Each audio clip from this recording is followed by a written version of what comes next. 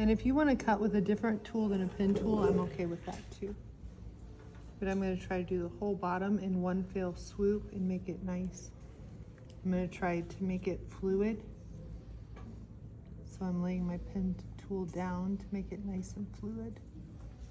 Okay, so that is the shape, and I marked these lines, and I'm going to show you what those are. Okay, so here is my shape, and so the next thing is, did I tell you the clay was too soft? It's a little too soft to get done exactly what I need.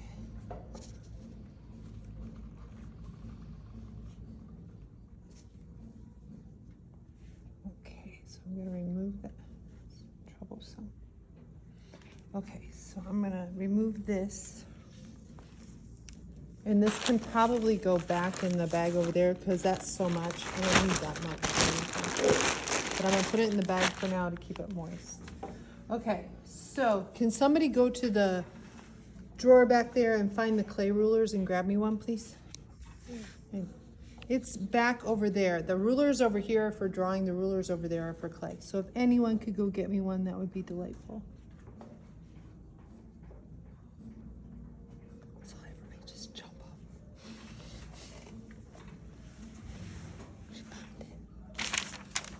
Okay, so this needs to be cleaned up a lot more, but like I said, I can't clean it up while it's wet. It's some things that you do in clay, the clay needs to be a little bit more firm. Thank you. You were the only one that caught up. I appreciate it. Okay, these little marks that I made, I'm gonna go ahead and I'm gonna cut, okay? And I'm gonna show you why.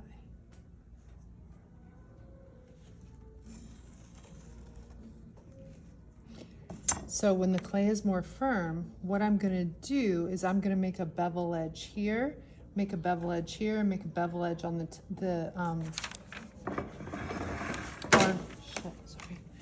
and make a bevel edge on all of this because I'm going to attach it all.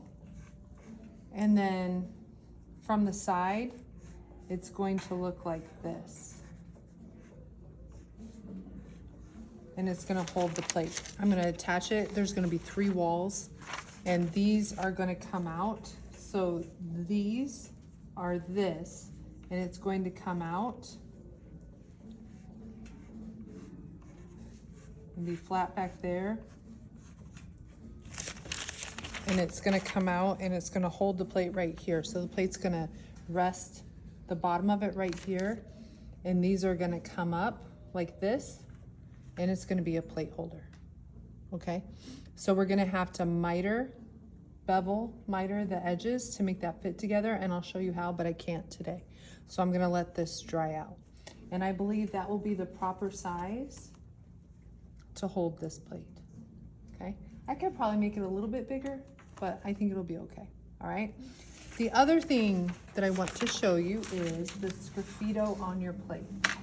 So I went ahead and I started, so I need for you to remember that Scragfito on the plate is just like printmaking. It's just like linoleum block printmaking. Wherever you carve, it's gonna be white. The places you leave are going to be dark or color, okay? So when you're Scragfitoing, you might start and you might figure out that your clay is just a little bit too wet to keep going. So what I'm doing is, and I want to make sure that I have my picture right here with me, I need to look at this and make sure that I'm carving where I want it to be light. And I want you to go through with the tools and use any tools that you want in the cupboard. I'm a big fan of using whatever it takes to get the job done. And I've discovered that there's certain ones that I like better, and you may not like those, you figure it out. So I'm basically scraping off the layers that have the underglaze on them. And you see how I can create that cool light texture and everything? And so scrape away every place that needs to be light. And you're gonna have to go very slow, okay? If you do mess up and you need to go back over it with glaze, that's okay. But just go slow and take your time to get these things done. Especially for me, I've got letters. And I think almost all of you have faces, right? Yeah. So I have to go slow and make smooth lines for the letters. And then in the turban area, I can have texture and I can go a little bit faster and create some texture. But for the letters, I cannot. I have to go slow, okay? And I have to look at my letter and see what I'm doing to make sure that I'm doing it correctly.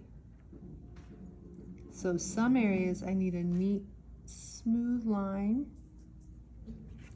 But it's okay if you have some texture in it, and I need to double check what that H looks like because sometimes you won't be able to see your tracing as well as you would like to.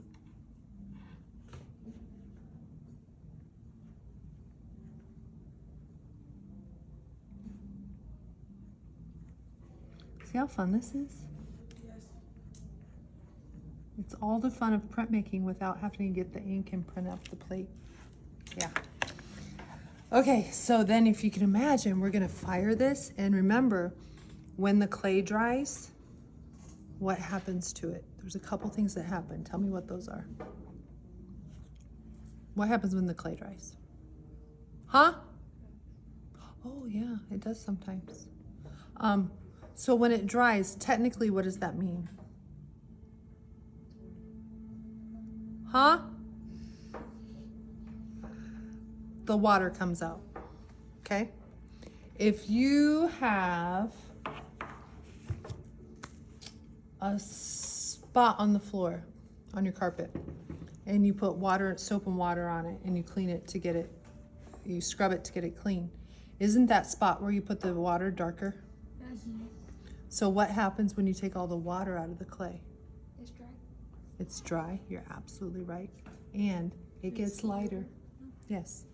So all these places that you carve, when your clay dries, all these places are gonna be lighter. It's gonna be a more porcelain color. And then and I'm gonna be showing you more steps, but I just wanted to show you the carving process.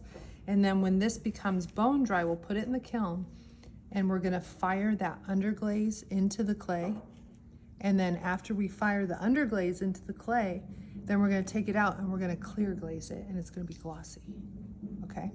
Well, the reason we don't clear glaze it before we fire it now is because if we did, it might pull some of the underglaze off because that's already on. We need to bake that in there and then put the regular glaze on it, okay? And then I want you to think about your plate stand, how you want to treat that. We can glaze these, but I'll just teach you not to glaze the bottom so we can set them up in the kiln.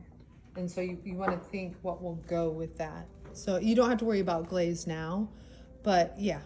These won't take long to construct because you just draw that shape, fold it over, have two sides, and then cut it out, cut it up, and then I'm going to show you how to attach them.